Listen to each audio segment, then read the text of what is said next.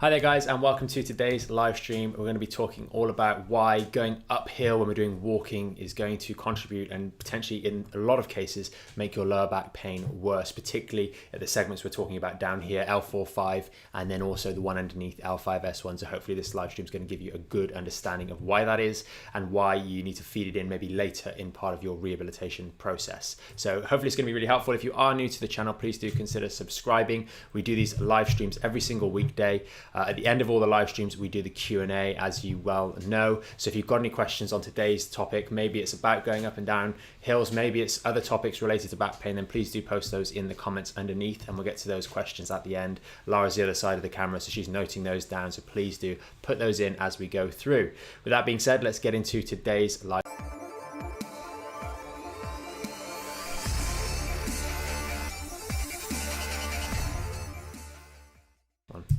So we've got today a little guest to just demonstrate very simply the differences in global anatomy when we are walking uphill. Many of you will have seen this before on some of our live streams.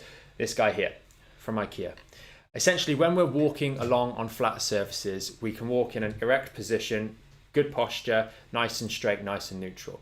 When we're walking uphill, if we remain in that position, we tend to fall backwards. And obviously that is a very, very steep hill. But as we walk uphill, we counterbalance by leaning forwards. And that, as you can tell, does not look particularly good for the lower back down here.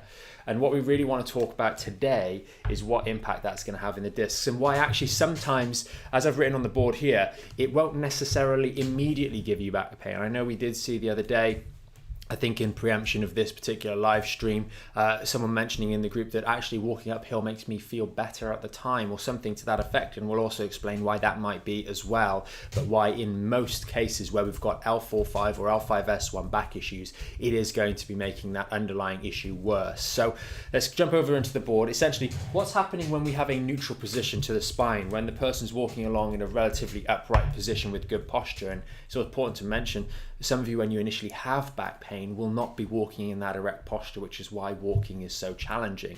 So it's worth bearing that in mind as well. But when we're in that nice neutral position, we have equal pressure through the discs in their entirety. And if we have an injury, it's generally going to be in the back portion of the discs over here. Maybe some of the annulus fibrosis, we have some minor annular tears or annular fissures. Those are the sorts of things that might be mentioned on an MRI. Or maybe we've got some posterior ligaments, the interspinous ligaments or the posterior longitudinal ligament, basically the structures that support the natural lordosis. Maybe some of those on the back here are ruptured or damaged as well, slightly torn, injured, and that is what is giving you that source of back pain. And this is why we try and get you guys, when you are walking around, to be in as good a posture as possible, because that equalizes the pressure throughout the segment and doesn't expose or target force and pressure onto certain structures. It's important to bear in mind, most of us that injure our backs either repetitively over the years or with a one-off trauma, it tends to involve that forward bending position, that flexion, whether it's repetitively sat in a chair, as we mentioned the other day on the live stream, that flexion posture, increasing the length of the posterior part, the back part of the vertebra by 20% in the lumbar spine. Maybe it's a long duration of sitting, or maybe it's other active postures that have led to that sort of back pain and that injury to the lower back. But when we're stood in an erect position, everything is nice and neutral. And that's, again, why we encourage you guys to walk along on the flat surfaces to begin with. When we're walking uphill, our anatomy changes, and as I demonstrated with the little model, we lean forwards. We have a slight forward bend in the lumbar spine, and it's also important to bear in mind, outside of the lumbar spine, we've got more exertion on the muscular system. So invariably, especially those that have more severe back pain, maybe it's been going on for a longer period and you've been inactive, you're going to have muscle fatigue as well.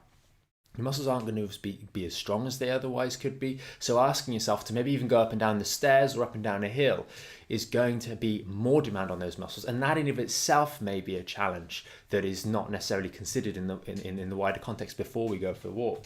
Maybe you're not up to that yet. Maybe that's 100, 200, 300, 400% more exertion, physical exertion than you've done in 6 weeks. Well, that's going to be a big trouble if that is the case. So please bear that in mind when you're feeding in other activities. When we lean forwards, the mechanics on the spine change slightly, especially if we're then exerting more muscular contraction to drive us up that hill. even more muscle contraction. As muscles contract, they compress the structures that are between them in order to get them to move. So that's another thing that we're not considering in this particular example that will make things worse. So as we lean forwards, we pinch on the front portion of the disc. The disc, as you'll have remembered from numerous other live streams if you've joined us before, it consists of this fluid in the middle, and the purpose of this fluid is to maintain the height in the disc. And then we've got the annulus fibrosus, the ligamentous type structure around the side, which is demonstrated by these little lines here, either side of the little ball in the middle. Now, if we've got some tears, some injury to the annulus fibrosus or these ligaments here, it's going to drive this fluid in the middle, the nucleus pulposus, backwards. Many of you, if you've had MRIs, etc., you'll see that the disc has actually driven out backwards into the spinal canal, which is this part through here. And the action of leaning forwards as we're going up that hill is going to repetitively be going bang, bang, bang, bang, bang with each of those steps. Admittedly, uphill has slightly less impact than downhill, so do bear that in mind. But it's going to be driving pressure repetitively through into these injured ligaments, creating further stress. The other thing to note as we lean forwards is the ligaments on the back. Again, they're stretched, they're pulled taut. If, for example, we have a piece of cling film, if the cling film is very floppy, it's very difficult to cut the thing. It's very difficult to expose a weak point in that cling film and cause it to break. But if we hold that cling film really, really taut, we can almost poke it and the thing will rip apart. Well, think about that sort of analogy. It's not quite the same, but very, very similar.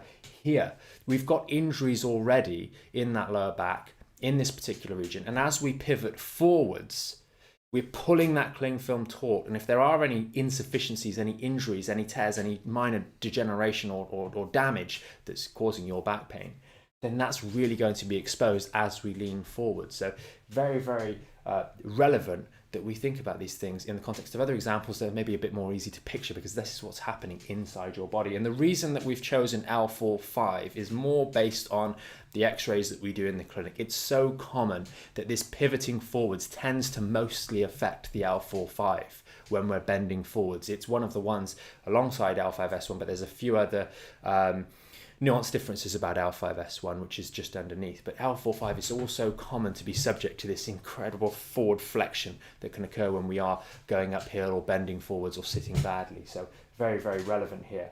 What this does is creates a low grade of inflammation or a greater grade of inflammation depending on the severity of the issue. And that occupies this space here. This is the exit foramina. This is where the nerves come out and maybe they go down the legs. So as you're going up that hill, you might find you get a bit of nerve pain down the legs, etc., as inflammation and irritation starts to build up. Now, it's worth here mentioning the question that I touched on earlier in the live stream was, well, actually walking up the hill makes me feel better. I don't have pain when I walk up the hill. It's great. It's later in the day, or my back pain just doesn't seem to get better, but if I walk up a hill, it feels okay. Why is that? Well, in the more chronic cases, you're not necessarily going to have quite the same inflammatory reaction. It's not going to be quite as violent as maybe someone who's got a more recent injury. So things like going up the stairs when you've just injured back can be real trouble. But when it's chronic, it may not be so bad, you leaning forwards and going up the stairs. And why is that? Well, many of you will have noticed the size difference in this space where this blue bit is the nerve that comes out, okay? The L4-5 nerve. As we lean forwards, that space increases in size. So if we've got a little bit of damage or some chronic damage there, the inflammatory reaction in that lower back as you lean forwards and are causing further stress on those tissues is not going to be as vigorous necessarily as the acute back pain sufferer. So you will be making the back pain worse, even though at the time, because you increase the size of that hole, it actually creates more space, and therefore the inflammation buildup in this area here is not going to build up as fast, because it has to, in order to reach a critical mass that it occupies maybe 75% for argument's sake of that space, it's going to take longer if the space is bigger. So you'll actually find that it doesn't make you feel so bad at all when you're going uphill. This is the same sort of concept that happens around the knee hugs and the other exercises that we really encourage you guys to avoid. When things are a little bit more chronic, these things can actually feel good. But if we dissect the anatomy and the academics around what is happening in your body, how are you stressing the structures in your spine, and then superimposing that on top of the context of what's actually going wrong in the first instance, is this making it better or worse, even though it might feel good at the time? Very, very important to have that academic discussion with yourself. Maybe not out loud, because you might sound a bit crazy while you're doing that, walking up a hill or going to walk up a hill, but have that discussion, have that thought process, because it allows you to more effectively identify what tasks might or might not be good for you. Now, I think it's worthwhile, just because we are talking about going up and up hills. Generally, if you're going up a hill, you're going to have to come down a hill. So what might you feel there? Quite often, there's a few things to consider. Number one, when we're going downhill, it's no good us leaning forwards because we will end up on our face. So we have to lean backwards, maybe not quite that far. The process of leaning backwards does exactly the opposite. It closes this hole a little bit more. Whoops. It closes that hole a little bit more.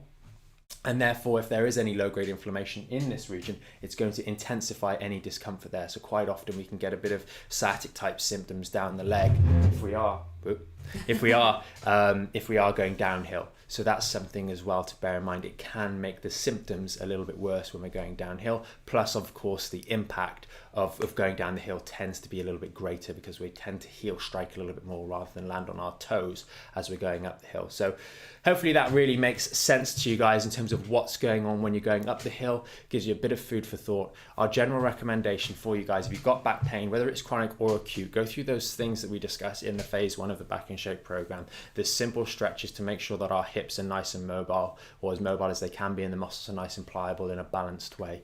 Do the towel exercise, the decompression exercise at home, so it unloads these discs in a more uniform structure, in a more uniform way like this, in a way that resembles that lordosis. Do the icing because it helps reduce the inflammation in your lower back, and do those core engagement exercises to help learn to re-engage and provide support for this little midsection here so that it's not as vulnerable for the long term, and then work on building up some strength and stability as you go forwards from there. So hopefully that's been helpful. If we go on to questions. Okay, brilliant. Morning, everybody. Please do pop your questions into the comments and we'll get to those in a little bit. I had a question. If somebody has, let's say like a spondylolisthesis or something like that, are they more vulnerable when walking uphill or downhill? And is there anything that they could do, maybe engaging the core or something like that to protect their spines a little bit more?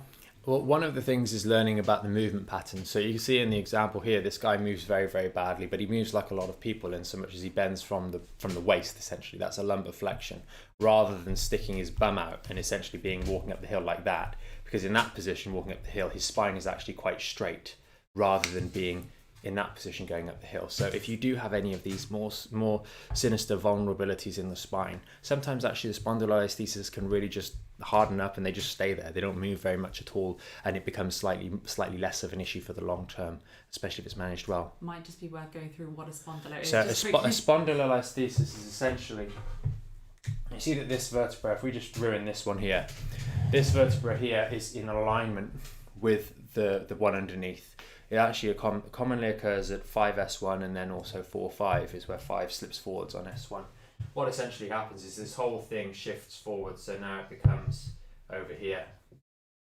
Everything's moved forwards a little bit, and you can see that that obviously creates issues here. It's not a particularly good one. It can happen in a degenerative manner, or it can happen if there's some sort of defect in the structure since birth. So many people that have this will have had a defect since they've been born, and it's just something that's slowly developed over time. But by engaging your core and providing stability through that spine and learning to bend correctly from the hip joint rather than from the back, we are going to set our spine up in a better position. The spine, when loaded in its natural lordotic position, is actually very, very strong. It's designed and supported very, very well. So if we are going to be going uphill, unavoidably so, then actually engaging that core, bending from the hips rather than from the spine, it's going to be much, much easier for you. You don't actually feel those muscles engage. You'll feel them work harder. But one thing that's very important is when you do finish, get on the towel and make sure you do a little bit of stretching, because it does engage your glutes and your hamstrings in particular, and your calves when you're going uphill, and those muscles are going to pull your bum under. If they remain tight, they're going to restrict that hip motion. So make sure after we've finished, maybe not immediately, but later that day, we do a little bit more work on the hamstrings, a little bit more work on the glutes, and a little bit of stretching of the calves, maybe on the bottom stair in your house, will just do to just unload and just relax off some of those muscles. Many of you guys will know exactly what to do in terms of the exercises that we normally recommend. So that's one worth bearing in mind for the future. Okay, brilliant. Sally's just asked here, if you're progressing through phase 3 and starting to feel more comfortable walking on the level, when is it okay to start walking on less of a level or just uneven terrain? Is there a need to hold the core even tighter when walking off level? I think when you're early on in sort of phase 1 and 2, we do talk a lot about overcompensating and over engaging the core, just to really get it in your head and also get that passive tone there. But as you move into phase 3, I think you do want to be a bit more cautious, the same way you would be if you're walking on an uneven surface or if you're walking on a boat. You'd be more mentally aware of where you're placing your feet and what you're doing. So there's definitely rationale, if you're walking on an uneven surface or a little bit of up and down, to be a little bit more aware. The biggest part of it is, like I mentioned a moment ago, is being aware of the movement pattern. Mentally engage. I'm walking uphill, so I need to bend from my hips rather than my spine. And that will go a long way. That's the main engagement. And then, yes, we want to have that core on a little bit, and you'll feel like everything's just a little bit tighter, a little bit more stable, and a little bit more protected. But at the phase 3 point of view, testing these sorts of things. I know some of the guys, I forget, Sally, for yourself, but live in lovely areas where you can go walking and really enjoy the surroundings, whether it's on the beach, in the countryside, etc. And it's best to test these things. But when should you test these new things, for example, maybe a slightly longer walk on the beach, for example, then we test them at a time when things are going well, at a time when we haven't just made a jump up. So maybe if you've just made a jump up to phase 3, now's not the time. But after a week or two, once you're really comfortable in maybe 3 sets of 10 or 4 sets of 10 or 5 sets of 10, you're really comfortable at that level, thinking about going up, maybe that's the time that we want to consider a test, because we've made a progress. Our body is adapted to that new stress of maybe the 4 sets of 10, for example, at phase 3. And we haven't done anything abnormal. I haven't had to go running on lots of errands today. Today's an easy day. I'm well and comfortable into my phase 3 at 4 sets of 10. That would be the day to test one of these things. And you know about the treat protocol: test, rest, evaluate, and then adjust if necessary, and then test again. So going through that particular process at a time when you're kind of on that plateau, ready to take a step up, would be a good day to do that. Then obviously have the rest the next day, evaluate how it's been, and then you can consider whether you're going to do that again. Maybe it was a one-off enjoyment thing and it's just giving you the confidence to be able to do it. And then you carry on with progression through your phase 3, or it might be something that you want to feed in, and then that's something you can do as well. Maybe you do it once a week to start with. If you manage to get away with a 10-minute, 15-minute, 20-minute walk, those sorts of things, that's the best way I'd test it. Okay, brilliant. But I would try and build up your tolerance along the flat to begin with. Okay, wonderful. I think that is everything for today. Just having a look through some comments that have been left all about sciatica. So I'm thinking tomorrow we should probably do a live stream covering everything sciatica related. Yeah, sure. Yeah, we'll do that. We'll cover a sciatica tomorrow. Hopefully go on. Sorry, Kate's just left a comment here. She said we're going uphill and particularly up and down the stairs. Why does the sciatic pain and tightness travel to the heels and the shins? Is it because I've been doing the stretching exercises more, as in the phase 1 and phase 2? So if we're going up, don't necessarily get drawn up. That's quite an important question, actually. Don't get drawn up with where down the leg the actual sciatica goes, whether it was back into the glute, etc. Those sorts of things aren't too important. It's just going to be it's hitting slightly different parts of the nerve, etc. Just because it's flared up in that way at that time, or put pressure on it at that particular time. So that's not as important. But do definitely think about how we are making the movements up and down those stairs, because we want to do, as I said, bend from the hips, maybe use the banister on the side as well to go up the stairs in a nice neutral position. That should be a lot easier as we're going up the stairs than if we're walking up the stairs rounding the back. So definitely consider that there. And if we're going up and down the stairs as a way of training the legs and building up the legs as well, then we do want to make sure we are doing a little bit of stretching. Maybe not immediately afterwards. Sometimes it's worthwhile if we're going up and down the stairs once or twice for a little bit of a test, if you will, so to speak, or a little bit of a workout, a little bit of a challenge on those leg muscles. Don't necessarily do the stretching immediately afterwards. Sometimes the towel is a little bit better to do immediately afterwards because you're relaxing, and then doing the stretching maybe half an hour, 40 minutes later, once you've kind of taken the strain off your back a little bit. That's a nice little strategy for you. And also bear in mind, how many times are we doing that? Are we pushing the boundaries? Are we pushing the boat out with regards to the number of times we're going up and down the stairs as a mechanism to safely test those legs in an enclosed environment?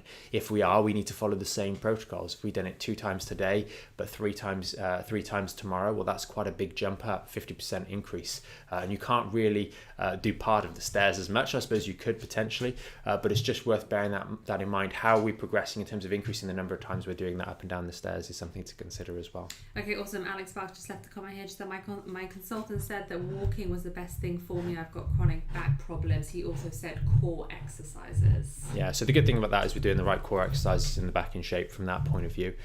The walking, we do want to, again, be mindful of trying to walk on the flat. That's great. Trying to make sure we're walking with that good posture upright.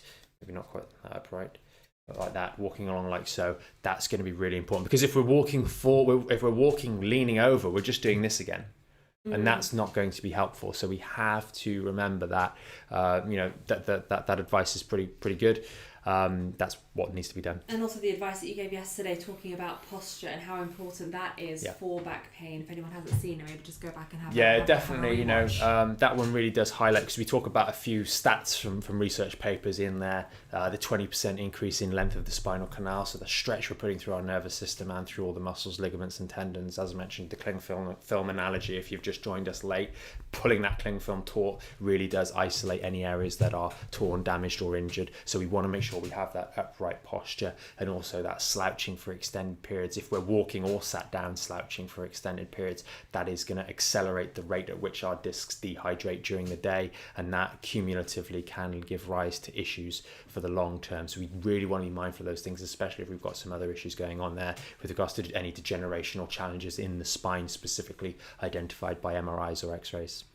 Okay, brilliant. Yes, so I think that is everything for today. Awesome. Well, it sounds like tomorrow we're doing sciatica then. Yeah, So I think so. Hopefully that's going to be a helpful one. And when we talk about sciatica, it's any of that sort of nerve irritation at the lower back. We remember sciatica is down at 4, 5 and 5S1 segments, but other segments can be irritated and it can go in different areas. So we'll talk about that in a lot more detail tomorrow. Hopefully it's going to be really helpful for you guys. Thank you as always for the questions. Thank you for joining us on today's live stream. And if you're one of the guys that watch us a little bit after the fact, maybe watching this later in the day because you're in a different time zone, then still do post your comments in the comment section below, whether it's on Facebook or YouTube, because we do read those comments. And like Lara's mentioned today, we bring those up in other live streams. So maybe we can answer yours if you can't quite make these live streams. Maybe it's 1 o'clock in the morning where you are. So thanks for joining us, guys. We really appreciate it. If you do find these helpful or know someone else that would benefit from this, then please do consider sharing it with them. And with that being said, have a great afternoon, everybody, and we will see you tomorrow with another live stream.